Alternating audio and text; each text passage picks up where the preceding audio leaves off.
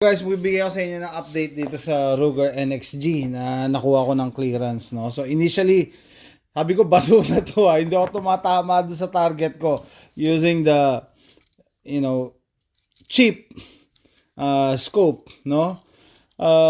Syempre libre lang yan don't expect, pero ayan 4x15 tapos nakatatak kasi Ruger, kaya I want it to work, no? Plus being a cheap air gun, it doesn't make sense na bibili ka ng ng scope na mas mahal pa sa air gun. Plus, itong air gun na to is made of polymer or plastic. So, what do you expect, no? Kung maglalagay ka diyan ng mabigat na scope, so dapat magaan lang, lightweight. So, yan yan, no? Ideal tong mga 4x15 na cheap scopes. Ang problema dito, it shoots low. Mababa ang tama at saka to the right. Kaya hindi ko, unless lalagyan ko ng shim siguro, I'll make it work. Pero for the meantime, tinabi ko muna yan. Yung iron sight. Sabi ko, iron sight, di pa rin ako makatama. And then this morning, Saturday, nag-shoot ako sa backyard. Kita nyo yung setting ng rear sight. Sinagad ko sa kabila. Yan, ngayon, na to? Accurate. It shoots the same spot all the time. So gusto ko na siya, no?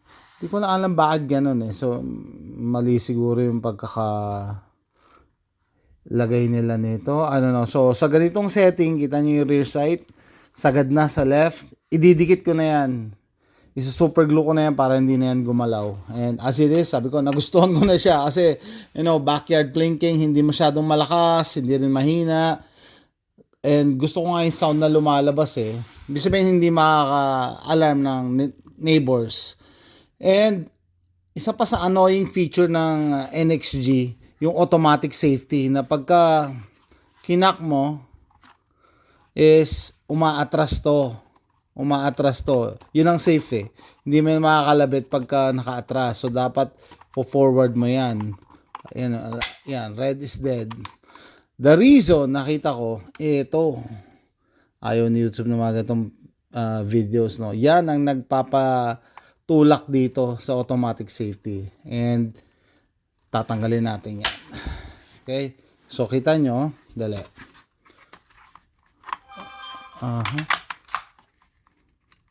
Yan, automatic safety. Yan, red is dead. Okay? So, naiputo ko na. Pag magkakasaka, magsi-safe yan. Ayun pag nag-pump ka. So yung first pull mo, yun ang tatanggalin natin kasi ayoko nang every now and then igaganyan mo, 'di ba? So yan, dagdag yan sana. Yan, fire safe. So yan, safe yan. So tatanggalin natin yung knob na yan. Guys, wala na yung annoying na automatic S, no? Sorry. So, fire, nothing. Yan.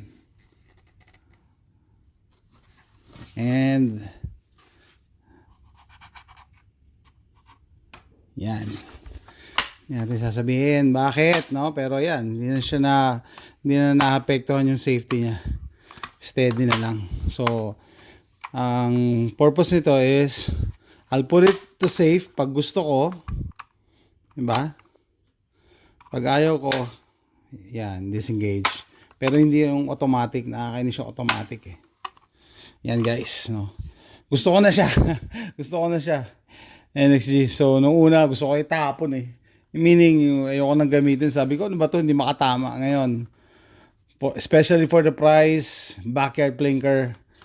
Yan. Tapos Ruger branded, NXG.